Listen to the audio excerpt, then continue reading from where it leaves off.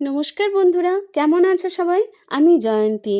আজ আমি বানাবো হেলদি, টেস্টি এবং স্পঞ্জি ফ্রুটস কেক।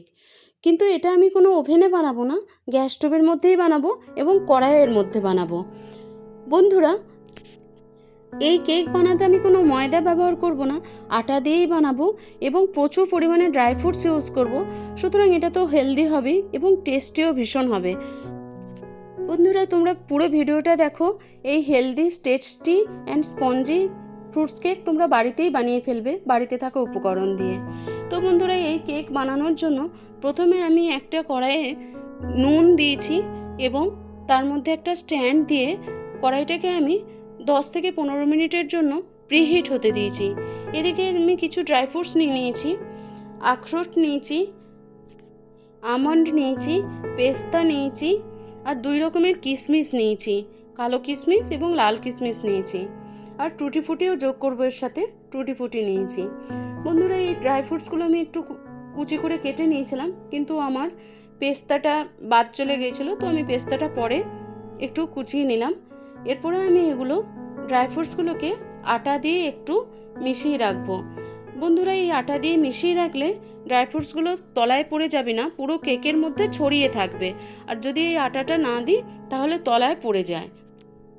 এদিকে আমি একটি বাটিতে প্রথমে 1/4 কাপ সাদা তেল নিয়ে নিয়েছি।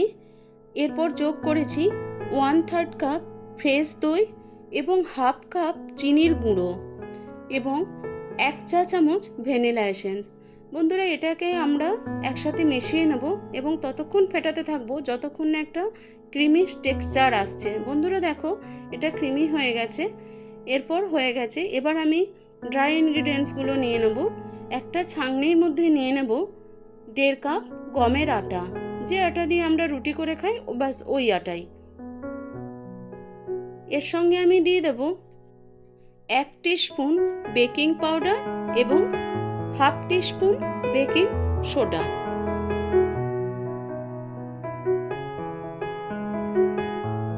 আর দেব এই 1 চিমটি মতো নুন টেস্টের জন্য। বন্ধুরা, এরপর আমি আটাটাকে ভালো করে ছেঁকে নেব। হয়ে গেছে বন্ধুরা আমার ছাঁকা। এরপর আমি মেজারিং কাপের 1 কাপ দুধ নিয়ে নিয়েছি এবং এই দুধটা আস্তে আস্তে দিয়ে ব্যাটারটা আমি মেশাতে থাকবো। বন্ধুরা, দুধটা রুম টেম্পারেচারের হবে। কেক বানানোর সময় প্রত্যেকটা জিনিস রুম টেম্পারেচারের হতে হবে, তাহলে ভালো কেক তৈরি হবে, স্পঞ্জি হবে এবং সফটি হবে। 1 কাপ দুধ আমাদের দেওয়া হয়ে গেছে বন্ধুরা। এরপর ভালো করে আমরা মিশিয়ে নেব। বন্ধুরা, আমার আর 2-3 টেবিল চামচ মতো দুধ যোগ করেছিলাম, পরে একটু ঠিক হয়ে গিয়েছিল, সেই জন্য ওটা ক্যামেরা করা হয়নি, সরি। তো বন্ধুরা দেখো, এই ব্যাটারের কনসিস্টেন্সিটা হবে রিবন ফ্লোয়িং, মানে যাতে আর কি ওই রিবনের মতন পড়তে থাকছে, ওটাকেই বলছি রিবন ফ্লোয়িং কনসিস্টেন্সিতে ব্যাটারটা তৈরি করতে হবে। এরপর আমি যে ড্রাই ফ্রুটসগুলোতে আটা মাখিয়ে রেখে দিয়েছিলাম, সেই ড্রাই ফ্রুটসগুলো এতে মিশিয়ে দেব।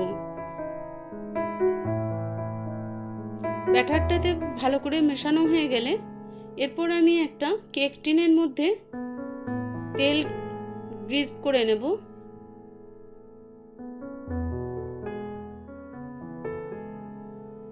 এবং একটা বাটার পেপারকে কেটে নেব এই কেক টিনের মধ্যে দেওয়ার জন্য।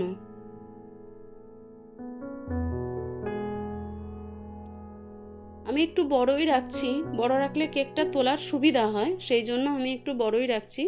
পুরোপুরি সেম সেম করে আমি কাটিনি। এটা হয়ে গেছে বন্ধুরা।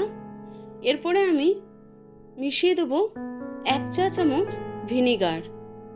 ভিনেগারটা শেষে দেব এবং এটা মিশিয়ে দেবো, জাস্ট বেশি নাড়াবো না, এটা দিয়ে জাস্ট মিক্স আপ করে হয়ে যাবে, বাস ওইটুকু আমি মেশাবো।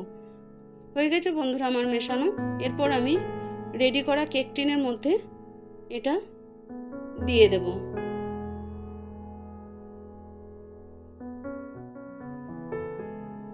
হয়ে গেছে বন্ধুরা। তো আমি এখানে একটা ভুলে গিয়েছিলাম, মানে পুরো ড্রাই ফ্রুটসগুলোই আমি আটা মাখিয়ে ফেলেছিলাম। বন্ধুরা, তোমরা কিছুটা ড্রাই ফ্রুটস আলাদা করে রেখে দেবে। আমার একটু তাড়া ছিল যে আবার নতুন করে কেটে ইউজ করব, সেটাও সময় ছিল না। তো আমি ওই কিছুটা তুলে রেখেছিলাম, ওপরে দিয়ে দিলাম, দেখতে ভালো লাগবে সেই জন্য।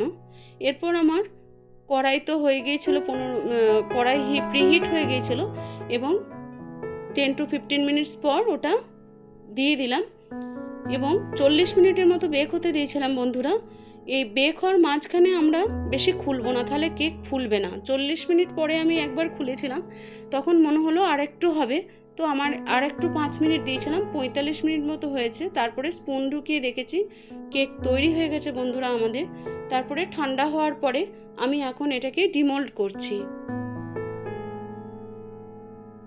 এই দেখো বন্ধুরা, কত সফটই কেক তৈরি হয়েছে আমার।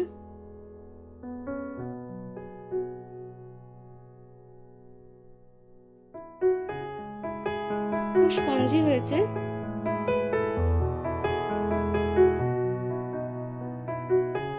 দেখো বন্ধুরা, তোমাদেরকে কেটেও দেখিয়ে দিচ্ছি আমি। ভিতর পর্যন্ত সমানভাবে ফুলেছে এবং খুব সুন্দর জালিদার সফটি হয়েছে এবং এটা মাউথ মেল্টিং এবং ভীষণ টেস্টফুল হয়েছিল।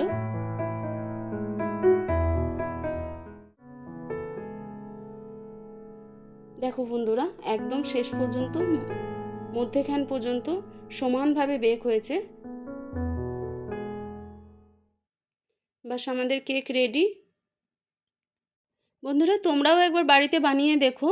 আর ভিডিওটা শেষ পর্যন্ত দেখার জন্য অনেক ধন্যবাদ। যদি ভালো লেগে থাকে লাইক, শেয়ার, কমেন্ট করে দিও। ভালো থেকো সবাই, দেখা হবে পরের ভিডিওতে। Thank you.